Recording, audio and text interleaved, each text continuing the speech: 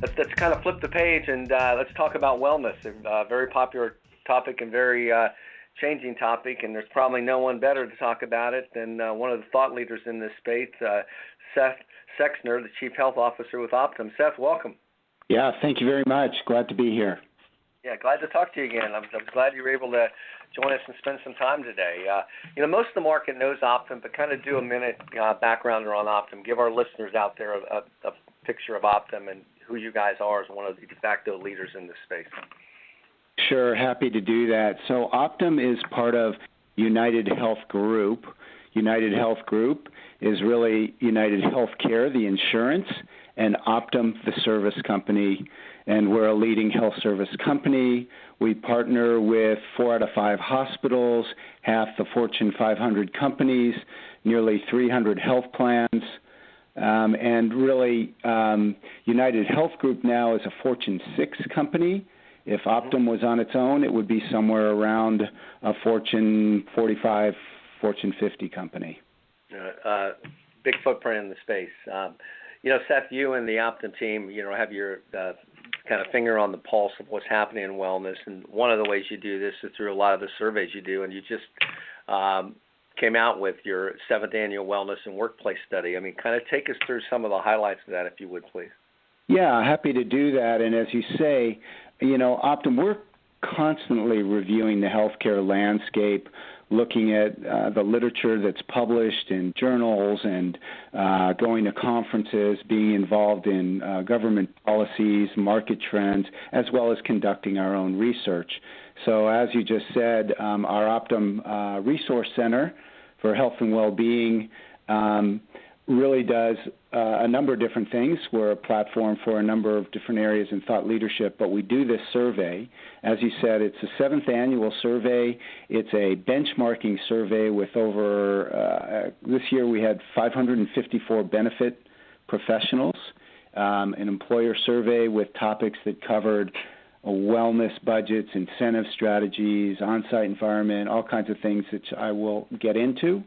And it really does support the kind of really understanding what are well-designed workplace wellness programs and how people establish a culture of health to help employees with their adopting healthy lifestyles.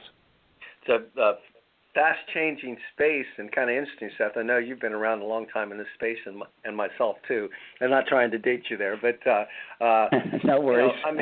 Wellness is been around for 25 years, and 5 years ago or so, it took a kind of bad rap, but it's here and here to stay. It's going to continue to change. So, what are some major changes you've seen, really over the last 7 years since you did this survey? First started doing. Yeah, in terms of some of the changes, I think, to your point, there's still significant investment in wellness programs and a little bit of a shift towards well-being. I mean, we're seeing, 25 to 30% of companies saying that they're increasing their wellness budgets, and then really a very small portion decreasing. What we're seeing, though, is that they're investing in different areas. So while they're still investing in the physical area, they're starting to look at mental health, and then there's a lot of discussion about investing in financial well-being and social well-being. Some of the big changes, I think, from 5 years ago is a big increase in biometric screenings. For example, we have 60% of the large employers are doing biometric screenings. That was closer to 44% 5 years ago. Another big trend we're seeing is dedicated on-site staff or a dedicated wellness staff member. I think organizations are seeing that this is a little different than just implementing a copay change, that it really does require some dedicated staff. So we're seeing that. And, of course, incentives now, we're seeing 90% of large employers offering incentives compared to more like 80% in 2010. So quite a few significant shifts in how people are going about the programs these days. Yeah, it's interesting, and I don't want Ron to jump in or ask, but it's interesting. I think you make some great points there about kind of the reinvesting or where the investment's going. I mean, in this space, you always get kind of the negatives to come out at times. I mean, you read a lot recently about, oh, hey, maybe it's cooling off around wellness. Employers are pulling back here and there. And where I agree with you, I think that, hey, maybe they're not going to do on-site flu shots. Maybe they're not going to do this physical stuff. But I think, to your point, they're reallocating and investing where they want to change and do some of these wellness initiatives. And that's kind of what you're saying as well. Yeah, exactly. I mean, I think what's happening is there's some discussion about what's the value proposition, and that while there has always been an appropriate focus on, hey, is this saving me money? Does this impact my healthcare costs? And how do I understand the return on investment? I think employers are really shifting that conversation to the value on investment, really looking at, okay, look, it's pretty hard to show in-year healthcare cost change. We've been able to demonstrate it in any number of different studies. But at the end of the day, really the bigger benefit is, does a healthy, engaged, active workforce help me to achieve my business performance metrics? Do I sell more? Do I have a better quality product? Do I have better customer service? Am I recruiting and retaining people better with these programs? So expanding the entire value proposition. And we are seeing, again, even in our survey, that only 16% say they effectively track ROI, but many are talking about having this shift to more of a VOI and understanding what else a healthy culture does for their organizations. Yeah, couldn't agree more. Ron? Yeah, Seth, this is fantastic stuff, and I think the audience really appreciates the kind of support, detail that surveys give, not just opinions, but actually what's happening in the marketplace so they can see what the trends are. I've been running for IHC a pre-conference session that goes through multiple generations, and I've been saying we're in the second generation moving into the third, where the third is exactly what you just said, more about how does the health of my employees affect my work, and also, of course, how does work affect the health of my employees. The key areas there that we talk about are mental health issues. You talked about that is one of the areas that people are looking at more. Can you speak a little bit about anything that your survey is showing about employers' interest in the mental well-being, if you will, of their employees, the stress factors that they're having to deal with, the anxieties of the current world that's moving so fast?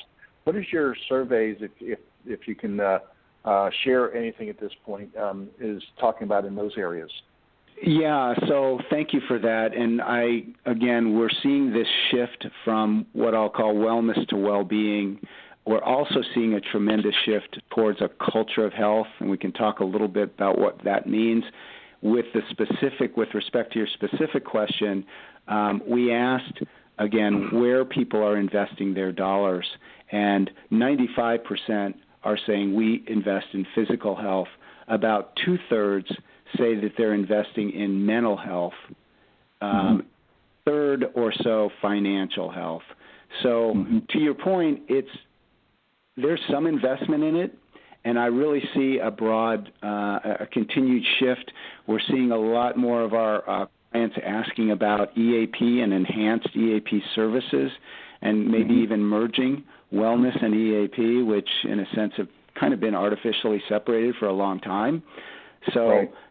I really do see that the recognition of where the social determinants of health are starting to be recognized as important factors in why someone may or may not be taking care of their physical health.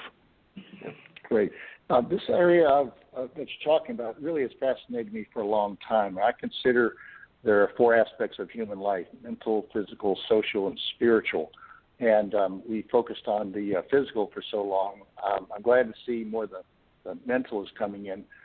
Is there anything in your survey that talks about the social or the spiritual, not religious per se, I guess that's not politically correct, but spiritual? Because I'm seeing more companies begin to look at things like yoga and meditation. There's even some more quasi-religious services out there, something called marketplace pastors, for example, that take pastoral services beyond just hospice care, but allow people to access some help and support on their spiritual well-being as well. Is there anything in your survey that sort of touched on that, or if not, any of your own thoughts about the social and the spiritual parts of wellness? Yeah, I think that there are certainly, what I believe is happening is that organizations are trying to be more relevant to their employees and their families. And to that point, they're looking for more diverse topics. So while we didn't ask specifically about things like yoga or some of the spiritual health, we do have some questions about, for example, discounts on gym memberships. 61% offer some kind of discount on a gym membership. A lot are doing things around health or fitness challenges. 58% are doing things around health and fitness challenges, and they consider them to be social health because that is where you can, create your own teams and challenge and have some healthy competition. So that's kind of a corporate way, because to your point, we're not supposed to talk about spirituality or things like that. Doesn't work real well sometimes in the CFO office, but at the end of the day, what we're really looking at is a population health approach, and things like what we see is resiliency training. It's kind of the new stress is mindfulness. And resiliency, and we are certainly seeing significant input on that. We're seeing 29% have on-site stress reduction activities of some sort or another. So I think in their own way, corporate America is trying to address those very important issues that you just pointed out. Yeah, Seth. Well, I think go ahead, Ron. Go ahead. No, I was going to say I've always said that if a company doesn't have a stress management program, I can assure you 100% that their employees have their own stress management program. It may not be what you want. It's, comfort food and it's smoking and it's drinking. And so it's good to have those kinds of specific programs of help for employees, or you're going to lose them. They're not going to be productive employees. And that's what you were saying earlier. This is about productivity and limiting unscheduled sicknesses and all those sorts of things. So I congratulate you on your survey and the efforts that you have in this whole area. So, Doug, let me turn back to you. Sound like you had another question, Doug. Well, no, I mean, I think it's kind of a question and a comment, too. What you're talking about, Seth, is really taking a holistic view at your employee population, and it's not moving away from the physical, but a holistic view. And a kind of interesting dynamic is yesterday I was on the phone with somebody that is coming at it from the caregiver side of the space and really developed a service for employers to provide to those employees that are taking care, of family members. And when you break that down, there's tremendous stress around that. So you're going to lose productivity unless you help them deal with that. We've already talked about financial wellness. We've already talked about depression and other things. So it's all these different factors emerging, correct? It's all these different things to take a look at. Absolutely. One of the biggest areas that it's interesting to me that it overlaps in, quote, wellness or population health, but navigating the healthcare system. We all know how challenging that is. Yep. And many, to your point, we have a generation now that's dealing with their own kids as well as their parents. The caregiving issue is becoming bigger and bigger, so helping people navigate the system, whether it's, I heard earlier you're talking about exchange systems or just a more complicated healthcare system, consumer-directed plans. What does it mean? How do I manage my budget? How do I plan for these kinds of financial issues? A healthier person is going to cost them less in retirement, so how do we bring that up? So we can't separate the whole healthcare system, the provider system, the quality of care on that side with what we're trying to have individuals and corporations doing as well. And Seth, while these programs must, help employers manage the risk and, improve productivity, they're also evolving into being a very important part as we've really faced some skilled workforce shortages out there with retaining good people, right? That's a critical component of a good, well-rounded, well-being program. Is that not correct? Yeah, we see a huge piece of that now, especially while we have a very, demanding, competitive labor pool going on right now. And I live in the California, the Bay Area, and the Silicon Valley, and the tech companies are competing for labor right and left. And so their value proposition for these programs is recruit and retain and help a lot of these people who, work really hard, long hours, keep them healthy and fit. I'll tell you something. You asked me what one of the most interesting changes are.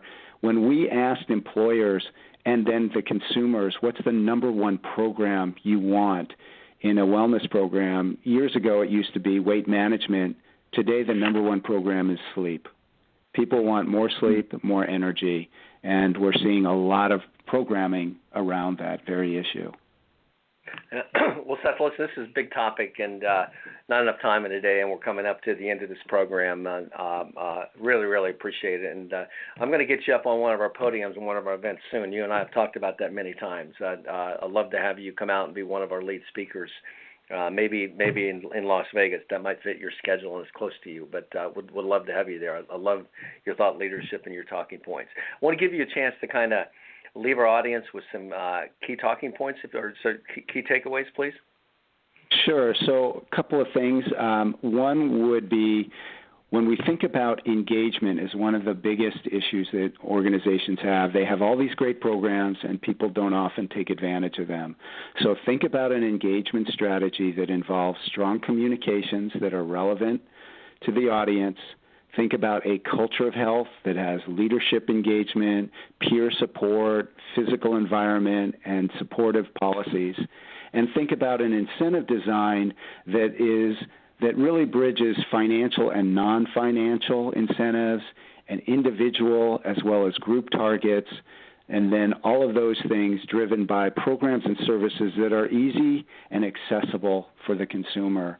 So as you think about the whole investment process, how you understand the population, we need to engage the population in the right mix of programs, and then, of course, have some metrics that really measure the entire value proposition. So I really appreciate the opportunity to spend time with everyone today, and it would be my pleasure to join you at a conference in some future date. Yeah, thank you, Seth, so much. Appreciate you taking time out of your day. Good topic, good discussion, a lot of good stuff. You have a great weekend. Thanks so much. Take care, everyone.